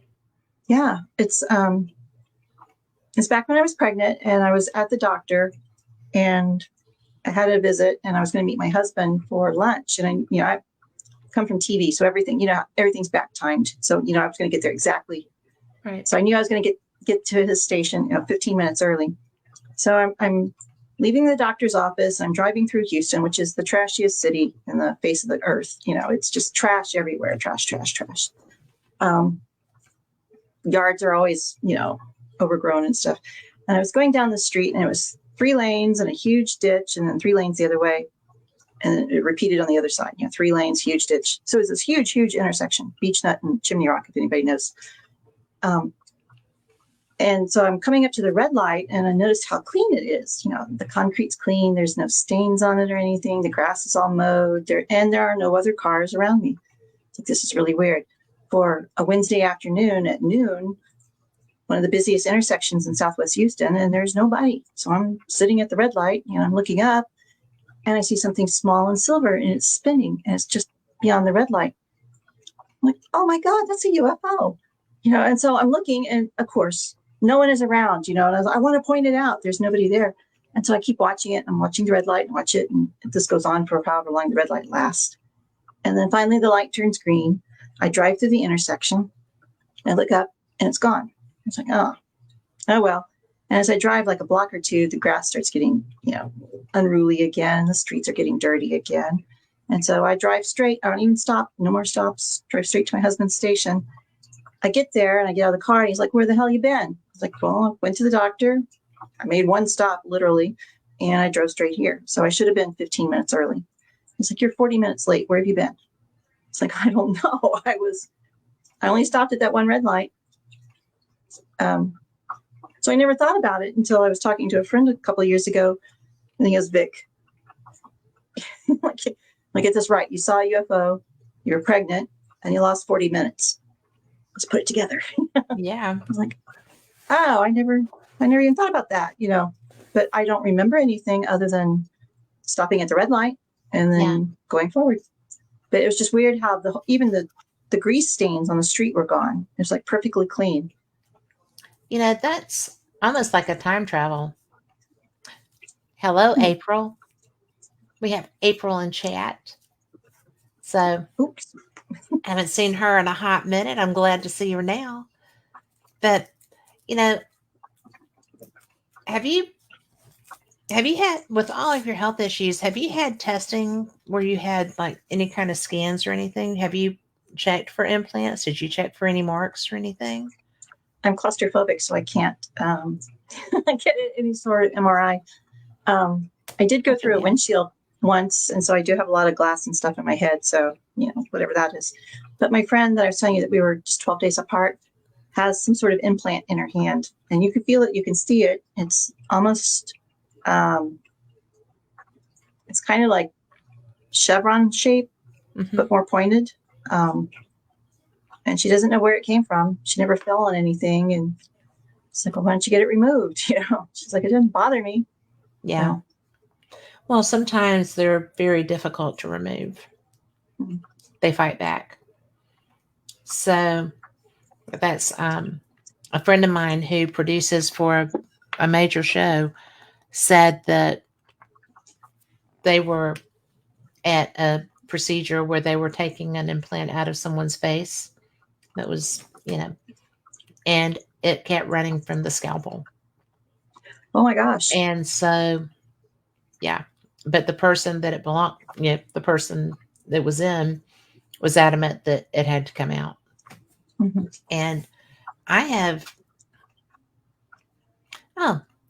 and we have Joanna from Canada has joined us, and Johanna from New Zealand said there's a neurosurgeon in Albuquerque that knows about implants. I would venture to say there's a lot of, based on what I have found with the UFO conferences that I've gone to, and I've been allowed to sit in groups that I should be part of, but because I'm media, I tend not to go into because people are intimidated, because I don't want to talk in front of somebody that does this. But it always amazes me the number of people who have had lost time, come back, they have some sort of health issue. They're being tested and they find implants in different areas of the body. And, Hmm. it's Whitley Strieber, the Yes. man who wrote Communion. For those who don't know him, is a lifelong experiencer, and he has one in his ear. And I asked once if he was, I said, if he had that taken out. He was like, I'm not going to have it taken out because we communicate. Oh, And I was like, wow, okay. okay. So, I mean, he's very open about it. It's not like it's a secret, but it's interesting to me. People seem to become attached to them almost. Hmm. Like it's part of them. Hmm. Yeah. There was So, one of our guests we had on Edge of the Rabbit Hole was a hypnotist, and she did past life regressions and stuff. And okay. she was very kind, and she goes, if you ever want to get regressed, let me know. I'm like, okay, I'll call you later. So we did a past life regression, and she asked me if there were any questions I ever wanted to know the answers to. And so I told her that little story, and it's like, and I've seen things when I was 2. I remember seeing strange people in my bedroom. So Right. I asked her, like, are they following me? Or do they check on me, or is it just all a coincidence? So we did the regression, and the information we got was that they do follow you. And so I asked, well, why are they following me? I mean, what can I do? And they're like, well, they like you, so they're just keeping their eye on you. So I'm like, okay. Thank goodness for that. I'm glad they like me. Better than the alternative. I mean, I know. seriously. It's And like, okay. this is interesting because Johanna said that she spent lots of time with Lee Sprinkle Hmm. um, to figure her contacts out. And we just lost him like not long ago at all. So, Yeah. uh, very fortunate for you, Joanna, to have been able to experience him. I would have loved to get a chance to talk to him. I think But that's who Katie Page. She has some of his documents that she's been going through. I'm like, okay, I want to talk to yes, her. So, but and mhm. Philippa said that she had posted, 2020, but hers was in 2000. So I think we're it's seeing we're seeing them more. Yeah. well, they're not hiding, Hmm. and I don't know whether to find that comforting or alarming, right? Because they're becoming very bold and they don't care. There was, I can't remember where I read it, but it was an interview with someone, and we were interviewing. My God, what's his name? Jeremy, somebody or another. He was on Ancient Aliens. Jeremy York, Which maybe, I don't know. uh, I don't know. It was a couple of years ago. Um, but we were talking about that the extraterrestrials have given us a backwall date, and they said, if you don't come forward by this time, we're just going to show up and say, hey, babe, yeah, how you doing? But according to astrology, the end of 2026 going into 2027 is when our government will actually admit, yes, okay, there are extraterrestrial lives. And then somewhere around 2032 is when we're actually going to make first contact. So, well, to me that's fascinating because they've already, and um, Johanna said that Yvonne Yvonne Smith is who helped with her hypnosis, with her regression with that. Yvonne is one of my favorite human beings. We've been spoons together when we get in places together. So nice. she's, oh please, I didn't even know I could do that. And April is here, and she said she has a recent experience with a possible alien entity, but she hasn't talked about it except to her husband because she doesn't know if it's what she thought. And a lot of Well, people are confused because they present, and then there's so many possibilities in the spirit realm that they start questioning themselves. But mhm. I was leaving Contact in the Desert that morning when they were reporting that, because I was there when they were doing the conference, the congressional hearings. And so I come downstairs and Cheryl Costa is like, did you hear about the hearings? And I'm like, what? She's like, we have non biologic remains, non human biologics. And I'm like, what? I saw something as I was packing, but I was packing, trying to get out the door, and I'm, you know, you know, what? So I pull it up and I'm reading. I'm like, I'm in the air all day today. I'm not Oh going to be able to no. keep up with anything. And, and I almost had planned to stay until Tuesday so I could do the Mhm. breakout sessions and stuff. And I did not schedule it. I was flying out that morning and I had to get back into Oh, LA. And I'm like, no way. No way. So they planned all it. the way home, I'm sitting there like, thank God I have Wi-Fi, So, but it was so interesting. And so, pretty much their hand has been forced and they're releasing Mhm. as much as they think that we can handle or as much as they want to admit to. Sure. And, Yes. you know, I've been to other conferences and the pilots are always like, well, you know, it's um it's always there. Mhm. And we can't always see. We're going to run it. We have to do a UFO show. Will you come back for a Okay. UFO show? Oh yeah, definitely. Okay. I have lots of stories. Well, and there's so much happening. There It's is. just it's fascinating to me, and it's to me it's overwhelming almost because Mhm. there's I've been listening to people for 10 years talk about their experiences with this and their this with that, and you have too.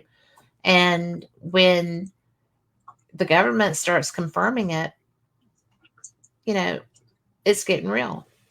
Yeah, it's nice They to wouldn't finally have that validation. Well, they Yeah, wouldn't be validating if they didn't have to.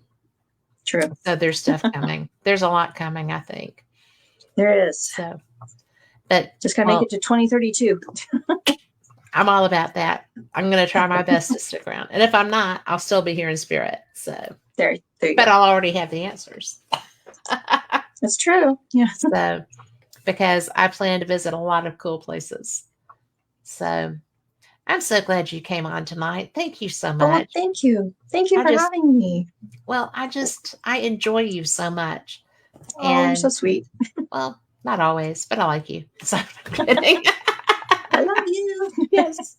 So, when you come back, we're going to, just don't build structures in my living room. Yeah, I, there's my alien guy over there. Yeah. yeah. Yes. Well, this is Al Leon, and my husband brought him for me like years and years ago. And he is always, I mean, even when I wasn't on video, he's always in my office. So it's, Well, he's from the 50th anniversary of the alleged crash in Roswell. cool. So he's old. He's old. Yeah. He's kind of leaning over. Yeah. He's It's been a tough life. I used to drive around with my convertible. I'd strap him in, and his head would be going around. Okay, an alien over there. What the heck? Yeah. I live in the Oh, desert. hi, Kelly. So, for everyone listening, we sure do appreciate you. We've had a good time with you, and the questions have been fantastic. And and yes, there are small grays. They are like considered almost like droids, like Android. But there's some question over whether they're biologics or not. So that's part of the puzzle too, April. But we will do a show relevant to that. I cover a lot of that on Fate. But in fact, I have Brian Bowman with me this week on Fate Magazine Radio Sunday night, same time, same cat channel. So, and that will be paranormal as a rule. So, but we will put together a show and we will advertise it as such so that you'll know that we're going to be bringing some ufology fun. So, Ooh. ooh, but be sure that you check out Morgan Echoes on Oh Amazon yeah. Kindle so that you can get a little Bigfoot esoterica in your life. Watch out for Right? chapter 21. I'm going to be checking it out. So, but how will a man ever compare? So, I don't know. We'll find out though. So, anyway, He likes camping. thank you so much. I am Thank you. looking forward to the next time. And Dana, thank you. So, everybody in chat, Y'all come back next time. See you later. Good night.